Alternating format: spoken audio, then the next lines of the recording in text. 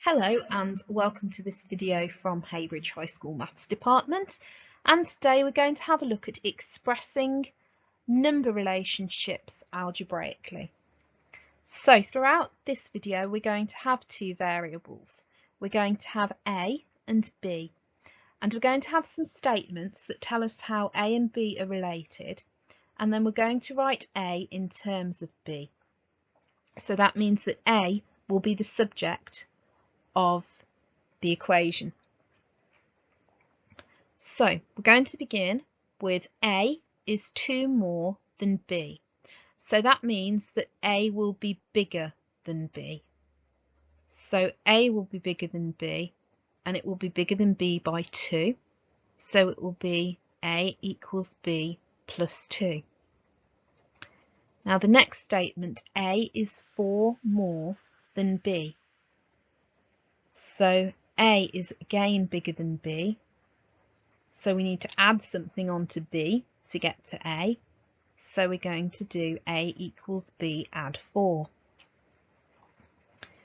Now the next one, A is 3 less than B. So A is less than B. So A, to get A, we're going to have to take something away from B. So we're going to do A equals B take away 3. And then finally, A is 7 less than B. So again, A is less than B, and it's 7 less. So we're going to have to take 7 away from B in order to get A. So the previous slide dealt with A, and we either had to add or subtract something to or from B to be able to express A in terms of B. Now we've got two more variables. We've got C and D, and this time we're going to be looking at either multiplying or dividing D by something in order to express C in terms of D.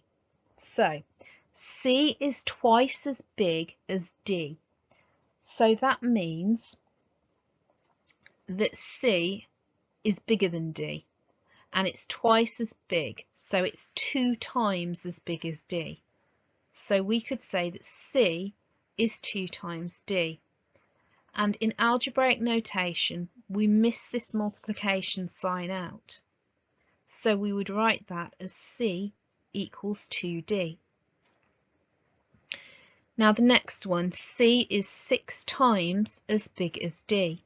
So again, C is bigger than D. So C equals 6 times D. And again, we're going to get rid of that multiplication sign because we don't write those in algebraic expressions. So C equals 6D. Now we've got C is half the size of D.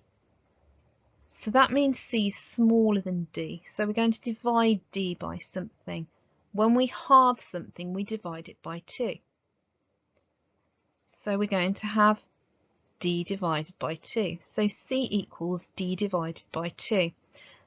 But we'd actually write that in algebraic notation as C equals D over 2.